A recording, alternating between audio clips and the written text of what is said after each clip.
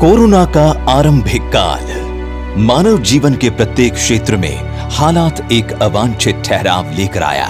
ऐसे में झारखंड सरकार ने कोविड-19 के साथ साथ कुष्ठ निवारण के कार्य की समस्या से निपटने के लिए राष्ट्रीय स्वास्थ्य मिशन झारखंड की सेवा के क्षेत्र में एक नए प्रयास की शुरुआत की।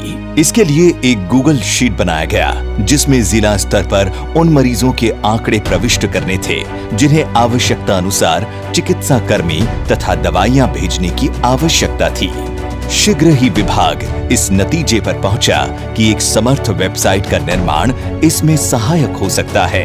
विभाग द्वारा लगातार राज्य से ऑनलाइन क्षेत्रीय, जिला, प्रखंड के कार्यक्रमों के साथ समीक्षा बैठक का आयोजन किया।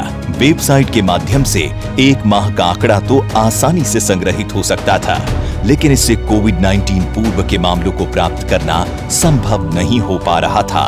तब अगले कदम के रूप में विभाग ने कुष्ठ प्रभावित क्षेत्रों में कार्य करने की योजना पर कार्य करने का उपक्रम किया। एनएचएम झारखंड के अथक प्रयासों से संग्रहित आंकड़ों को GIS मैपिंग पर डालना संभव हो सका। अब राज्य के 24 जिलों, 260 प्रखंडों तथा 33,210 ग्रामों को इसमें सम्मिलित कर लिया गया है। मेरे पापा हॉस्पिटल लेके जाते हैं, उसमें दवा मिलता है, मेरा अंग ठीक हो रहा है। हमको भी अब बच्चा सब हमको खिलाते हैं। अब हम स्कूल भी जाने लगे हैं। मैपिंग को 3 जोन में बांटा गया।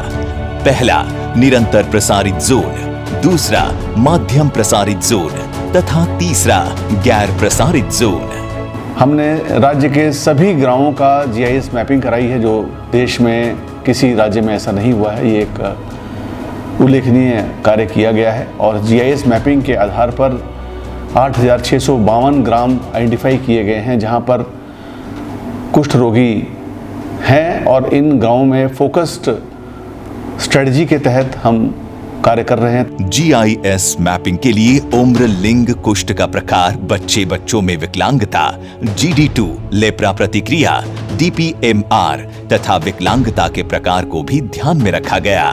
ज्योग्राफिकल इंफॉर्मेशन सिस्टम से हम लोगों ने ये चिन्हित कर लिया है कि किन किन जगहों पर हमारे इस तरह के कुष्ठ रोगी हैं और उनको हम आइडेंटिफाई कर चुके हैं और बहुत जल्दी उनके भी कुष्ठ उन्मूलन की दिशा में हम आगे बढ़ रहे हैं। सरकार प्रयासरत है। आशा है इस महत्वपूर्ण कदम के द्वारा कुष्ठ उन्मूलन कार्यक्रम को अंजाम तक सफलतापूर्वक पहुंचाया जा सकेगा तथा निकट के वर्षों में हम झारखंड को कुष्ठ मुक्त राज्य बनाने में समर्थ हो सकेंगे।